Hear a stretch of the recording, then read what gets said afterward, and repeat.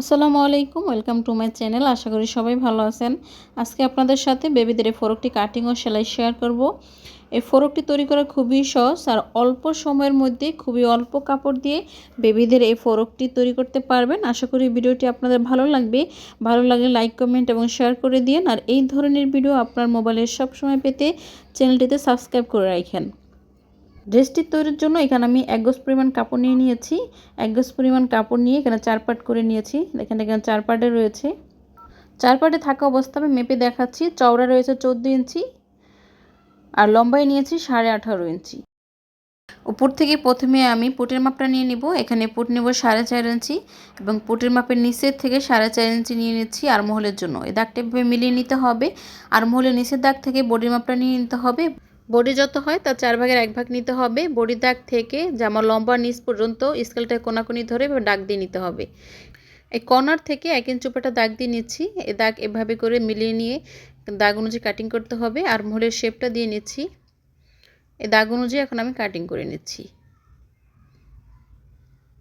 এ পর্যায়ে সবার কাছে রিকোয়েস্ট, যারা ভিডিওটি দেখছেন, যদি ভিডিওটি সামান্য পরিমাণ ভালো লাগে তাহলে লাইক, কমেন্ট এবং শেয়ার করে দিন। আপনাদের লাইক, কমেন্ট, শেয়ার আমাকে নতুন নতুন ভিডিও করার জন্য উৎসাহ দেবে। দেখতে পাচ্ছেন বডি পার্টটা কাটিং করা হয়ে গেছে। এ পর্যায়ে আমি হাতার কাপড়টা নিয়ে নিয়েছি। এখানে দেখেন 4 পার্টের কাপড় রয়েছে। 4 পার্টে থাকা অবস্থায় চওড়া রয়েছে 8.5 ইঞ্চি আর লম্বায় নিয়েছি 7 ইঞ্চি। এই কাপড়টাকে বডির কাপড়ের নিচে রেখে বডির কাপড়ের যে আর্মহোলের মাপ অনুযায়ী হাতার আর্মহোলটা কাটিং করে নিতে হবে। দেখেন এভাবে করে সমান করে ধরতে হবে। পুটের কাপড় আর হাতার কাপড়টা এভাবে সমান করে রাখতে হবে। এরপরে সাইড থেকে বডির কাপড়ে যে হাতার মোহরাটা কাটিং করে নিয়েছি সেই মাপ অনুযায়ী আমি হাতাটা কাটিং করে নিয়েছি। দেখেন এখানে একসাথে দুইটা হাতা বের হয়েছে। হাতার নিচে এখানে 2 ইঞ্চির মতো কাপড় রয়েছে। এই দুইটা হাতা আমি এখন আলাদা করে নিচ্ছি। হাতাটা বডির পার্টের সাথে কিভাবে জয়েন্ট দিবেন সেটাই আমি এখন দেখিয়ে নিব। দেখেন বডির পার্টটা মেলে নিচ্ছি। বডির পার্টটা এভাবে মেলে নিয়ে হাতার কাপড়টা নিয়ে নিব। দেখেন হাতার কাপড়ে যে আর্মহোলটা রয়েছে, হাতার কাপড়ে আর্মহোলটা আর বডির পার্টের আর্মহোলটা দুটো একসাথে করে সাইড থেকে সেলাই করে নিতে হবে। একটা হাতার কাপড়ে আর্মহোল সেলাই করে নিতে হবে বডি পার্টের সাথে এবং আরেকটি হাতা নিয়ে আর্মহোলের সাথে এভাবে করে দুইটা হাতা একটি বডির পার্টের সাথে সেলাই করে নিতে হবে। আরেকটা বডির পার্টের সাথে হাতা যে আরেকটা সাইড রয়েছে সেই আর্মহোলের সাইডটা বডির আর্মহোলের সাইডের সাথে সেলাই করে নিতে হবে। হাতার আর্মহোলের দুইটা সাইড বডির দুইটা পার্টের সাথে এভাবে সেলাই করে নিতে হবে। আশা করি আপনারা বুঝতে পেরেছেন। এ পর্যায়ে আপনাদের সাথে আমি সেলাইটা শেয়ার করব। সেলাইয়ের প্রথমেই আমি বডি পার্টটা নিয়ে নিয়েছি। একটি বডি পার্টের সাথে প্রথমে আমি দুইটা হাতা জয়েন্ট দিয়ে নিব। দেখেন বডি পার্টটা ভাঁজ পার্ট থাকবে আর বডি পার্টের উপরে হাতাটা উল্টো করে রাখতে হবে। বডির আর্মহোল আর হাতার আর্মহোলটা দুটো এক সমান করে ধরে সাইড থেকে সেলাই করে নিতে হবে। একটি হাতার আর্মহোল বডির এক পাশের সাথে সেলাই হয়ে গেলে আরেকটি হাতা নিয়ে বডির আরেক পাশের সাথে সেলাই করে নিতে হবে। এখানেও দেখেন হাতাটা উল্টো করে বডি পার্টের সাথে রাখতে হবে, এরপর সাইড থেকে সেলাই করে নিতে হবে। দুইটা হাতা একটি বডির পার্টের সাথে এভাবে করে আর্মহোল প্রথমে সেলাই করে নিতে হবে। একটি বডি পার্টের সাথে হাতার দুইটা আর্মহোল সেলাই হয়ে গেলে আরেকটি বডির পার্টও নিয়ে নিতে হবে। দেখেন দুইটা হাতা জয়েন্ট দেওয়া হয়ে গেছে একটি বডির পার্টের সাথে। এরপরে হাতার আরেকটি সাইডের সাথে বডির আর্মহোলটা আর হাতার আর্মহোলটা এভাবে করে ধরে তারপর সাইড থেকে সেলাই করে নিতে হবে একই নিয়মে। এই হাতাটি সেলাই হয়ে গেলে আমি একই নিয়মে আরেকটি হাতাও সেলাই করে নিব। দুইটা হাতার সাইড বডি পার্টের সাথে সেলাই হয়ে গেছে। দেখেন দুইটা হাতা এভাবে করে সমান করে ধরে আমি বডি পার্টটা সমান করে দেখাচ্ছি। এ পর্যায়ে উপর থেকে প্রথমে যে আমি গলার রাবার বসাবো সেই রাবারের ঘরটা তৈরি করে নিব। এখানে চিকন করে একটা ভাঁজ দিয়ে আরেকটা ভাঁজ দিয়ে নিব। ভাঁজ দিয়ে তারপরে সব দিক থেকে সেলাই করে নিব।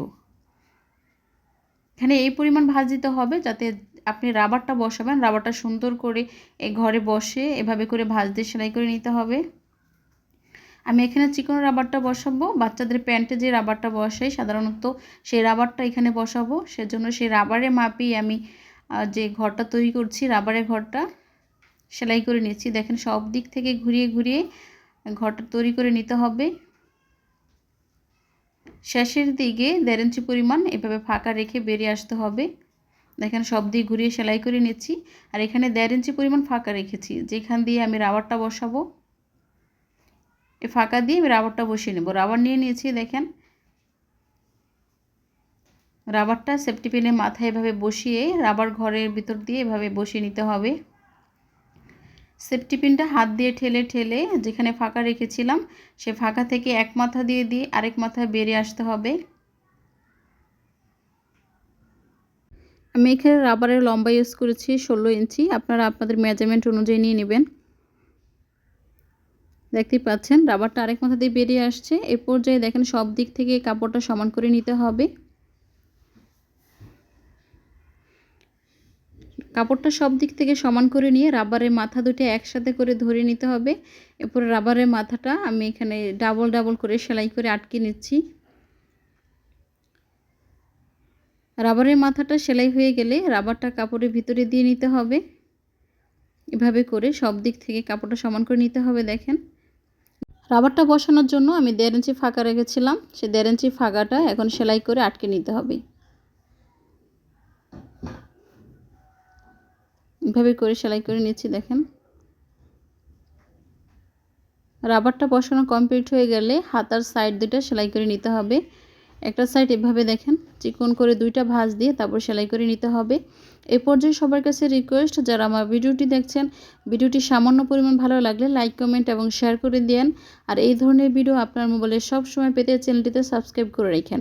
আর যারা অলরেডি সাবস্ক্রাইব করে দিয়েছেন তাদেরকে অসংখ্য অসংখ্য ধন্যবাদ। একটি হাতা সেলাই হয়ে গেলে একই নিয়মে আমি আরেকটি হাতও দেখেন সেলাই করে নিচ্ছি।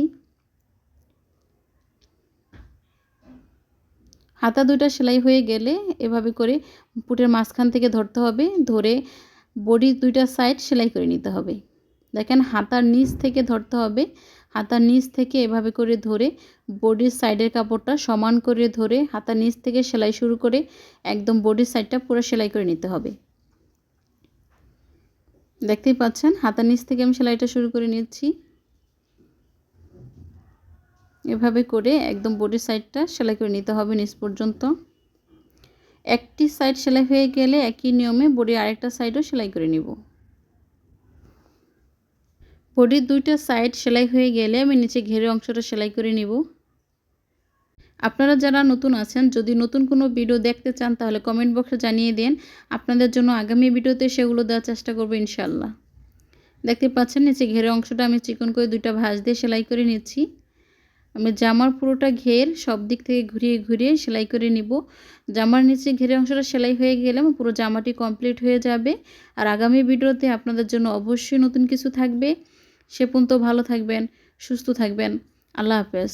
আর সম্পূর্ণ ভিডিওটি দেখার জন্য অনেক ধন্যবাদ।